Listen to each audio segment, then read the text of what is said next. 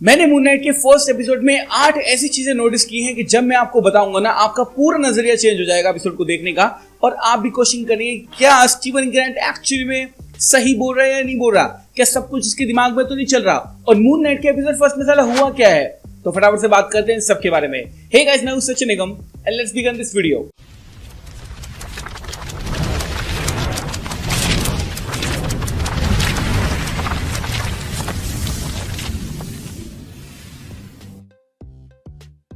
सबसे पहले अगर बात करें शुरुआत की ना, तो शुरुआत में हम देख सकते हैं कि स्टीवन ग्रांट जैसे ही उठता है ना, तो अपने आसपास, अपने बेड के आसपास वो देखता है जहां पर उसने सैंड का सर्कल बना रखा होता है। अब ऑब्वियसली ये सैंड का सर्कल उसने इसलिए बनाया है ताकि कोई आए या कोई जाए तो उसको पता चल जाए। लेकिन अगर आप इसको गौर से देखेंगे तो एक कदम भी नहीं चलना पड़ेगा आपको इस सैंड कासल को, इस सैंड सर्कल को पूरा करने में, यानी आराम से आप इसको स्किप कर सकते हैं। और अगर राइट साइड में देखेंगे ना, तो आपको टूटा हुआ भी देखने को मिल सकता है। इसका मतलब है स्टीवन ग्रांट को ऐसा लगता है कि मैं ये सर्कल बना रहा हूं, कोई भाग जाएगा या आएगा मुझे पता चल जाएगा, बट वो इतना बेवकूफ है और इतना स्टूपिड है कि उसको ये नहीं दिखता कि कोई भी एक कदम उछल कर भी इससे पार जा सकता है। दूसरी चीज जो मैंने नोटिस की वो ये है कि जैसे स्टीवन ग्रांट उठता है, अपनी मॉम से बात करता है, तो आप गौर सुनना, वो अपनी मॉम को एक वॉइस मेल भेज रहा है। अब ऑब्वियसली हम ये बात जानते हैं कि जो बॉडी है ना वो मार्क स्पेक्टर की है, स्टीवन ग्रांट की तो बिल्कुल भी नहीं है। तो स्टीवन ग्रांट की माँ कहां से आई? तो बेसिकली मुझे ये लगता है कि उसकी माँ है ही नहीं, और जो पोस्ट कार्ड्स को रिसीव होते हैं ना, वो कहीं से भी खरीदे जा सकते हैं। और एक चीज और, म्यूजियम के अंदर ना एक छोटा सीन हमें दिखाया जाता है जहां पर म्यूजियम के अंदर भी पोस्ट कार्ड सेल किए जाते हैं। इसका मतलब है ऐसा भी हो सकता है कि मार्क जो है वो खुद को ही, यानी अपनी दूसरी पर्सनालिटी को ही एक तरह से पोस्ट कार्ड लिख के भेजता हो, और एक नंबर भी इसको दिया हो ताकि वो अपनी मम्मी को कॉल करके बात कर सके एज अ वॉइस मेल,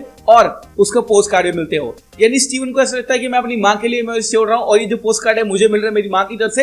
ऐसा कुछ भी नहीं है, देयर इज नो मदर, कुछ है ही नहीं ऐसा। तीसरी चीज, जब वो म्यूजियम के अंदर आता है ना, तब आप देख सकते हैं कि एक हमारे शीशे के ऊपर ना एक क्यूआर कोड भी है।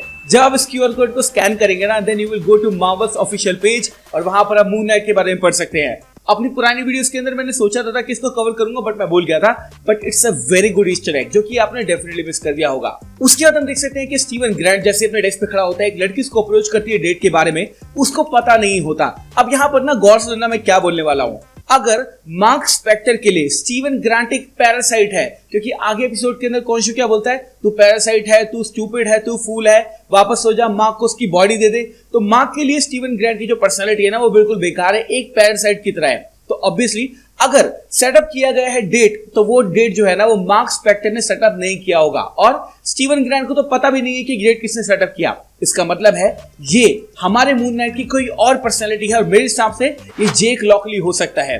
अब एक छोटी सी थ्योरी भी मैं आपको बताऊंगा कि जेक लॉकली और स्टीवन ग्रांट एक्चुअली में करना क्या चाहते हैं, और मार्क स्पेक्टर जो है वो पीछे क्यों है, थोड़ी देर में बताता हूं। पांचवी चीज, जब हम देखते हैं कि स्टीवन ग्रांट अपने आप को जगाने की कोशिश करता है ना, तो पीछे एक बुक रखी होती है जिसपे लिखा होता है सिल्क रोड।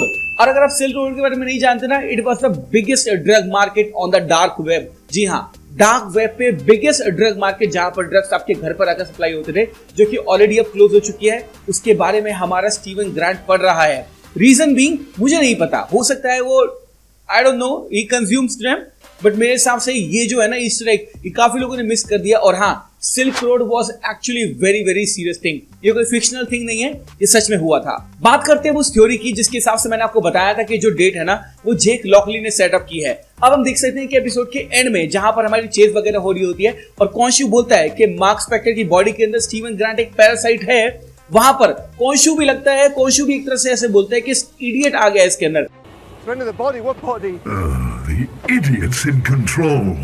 यानी कौनशु भी ये बात जानता है कि मार्क स्पेक्टर की बॉडी के अंदर ना एक से ज्यादा पर्सनैलिटी है। दूसरी बात ये, आप देख सकते हैं कि जैसे हमारा स्टीवन ग्रांट जागता है और उसके हाथ में जो फिश होती है, वो देखता है कि फिश का जो हमारा फिन था ना वो वापस बड़ा हो चुका है। जब वो फिश स्टोर पे जाता है, तो फिश स्टोर वाली जो लड़की है उसको बताती है कि कल भी तुम आए थे एक फिन वाली फिश को ढूंढने के लिए, लेकिन एंड में वो फिश नहीं मिली, तो आपको डुअल फिन वाली जो फिश है वो ले जानी पड़ी। अब गौर सोचना, पहला, मार्क नहीं चाहेगा कि स्टीवन ग्रांट जो है ना वो आगे फ्यूचर के अंदर उसकी बॉडी के अंदर हमेशा बना रहे, लेकिन जेक लॉकली और स्टीवन ग्रांट की जो ओरिजिनल पर्सनालिटी है, जो उनके सबकॉन्शियस माइंड के अंदर है, वो जरूर चाहेंगे कि उनकी पर्सनालिटी जो है ना वो मेन पर्सनालिटी बन जाए और मार्क स्पेक्टर को पीछे भेज दिया जाए। तो ऐसा हो सकता है कि जेक लॉकली जो है ना वो, यानी एक और जो उसकी पर्सनालिटी है, वो स्टीवन ग्रांट को आगे लाने की कोशिश कर रहा हो। कैसे? First of all, Jake Lockley ने अपने लिए या फिर स्टीवन ग्रांट के लिए डेट सेटअप किया, जो कि मार्क स्पेक्टर को ऑलरेडी नहीं पता था। जब हमें पता चला कि स्टीवन ग्रांट को भी नहीं पता, इसका मतलब है किसी और ने सेटअप किया था। दूसरा, हमको पता है कि जो हमारी फिश थी ना, उसका एक फिन छोटा था, एक फिन बड़ा था। तो ऐसा हो सकता है कि जेक लॉकली वाली पर्सनालिटी ने उस फिश को मार दिया हो, उसके बाद छोड़ दिया उस फिश को मरा हुआ। लेकिन जैसे ही मार्क को ये बात पता चली कि जो फिश है वो मर चुकी है और स्टीवन ग्रांट की ये फिश है, तो वापस से वो गया फिश स्टोर में। फिश स्टोर में जाने के बाद उसने बोला कि मुझे एक बड़ी फिन और एक छोटी फिन वाली फिश चाहिए। जब उसने मना कर दिया तो वो पूरी जो एक नॉर्मल गोल्ड फिश होती है वो लेकर आ गया। जब स्टीवन ने ये बात नोटिस की ना, तो इस तरह से मेरे को समझ में आ रहा है कि जेक लॉकली और स्टीवन ग्रांट की जो पर्सनालिटी है ना, वो मार्क स्पेक्टर की बॉडी पे कंट्रोल करना चाहती है। ये मेरी थ्योरी है, मुझे लगता है ये होने वाला है। उसके बाद जो एक सीन है जो कि डेफिनेटली एक सोचने पे आपको मजबूर कर देगा।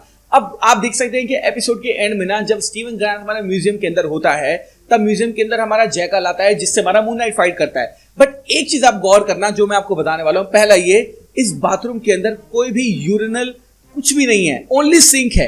तो ऐसा कोई भी बाथरूम नहीं होता जहां पर सिर्फ और सिर्फ सिंक होते हैं। और अगर सिंक है भी तो एक डोर और होना चाहिए जहां पर वॉशरूम वगैरह या फिर बाथरूम वगैरह हो या फिर यूरिनल वगैरह हो। बट यहाँ पे हम देख सकते हैं कि पूरे वॉशरूम के अंदर सिर्फ और सिर्फ सिंक सी अवेलेबल है। ऐसा बाथरूम कहां पे होता है मुझे नहीं पता।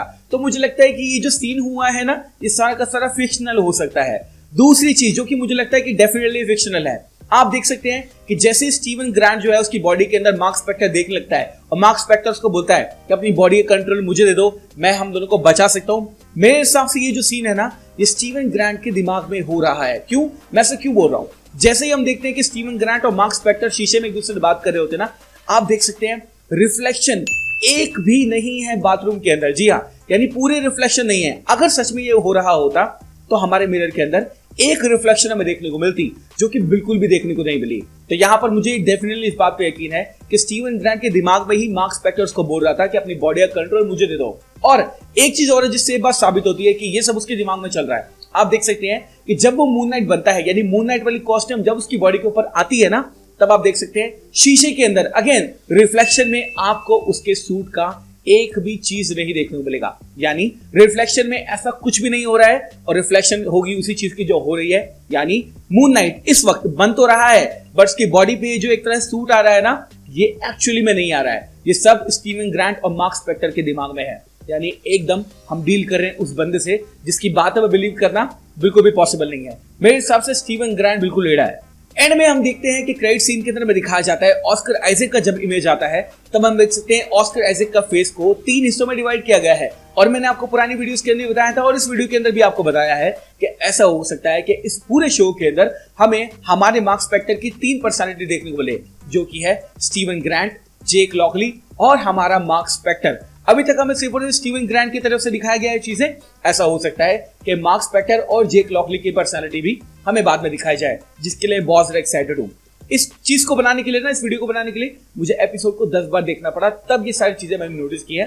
एंड आई होप, क्योंकि मैं किसी और की वीडियो नहीं देखता, आई होप ये सारी चीजें मैंने ही आपको बताई होंगी। Thank you so much for watching this video guys. मैं हूं सचिन निगम। कमेंट सेक्शन में जरूर बताना कि क्या आपको भी ऐसा लगता है कि स्टीवन ग्रांट एकदम पागल है और ये सब जो हो रहा है वो उसके दिमाग में ही हो रहा है, एक्चुअली में नहीं हो रहा। कमेंट में जरूर बताना।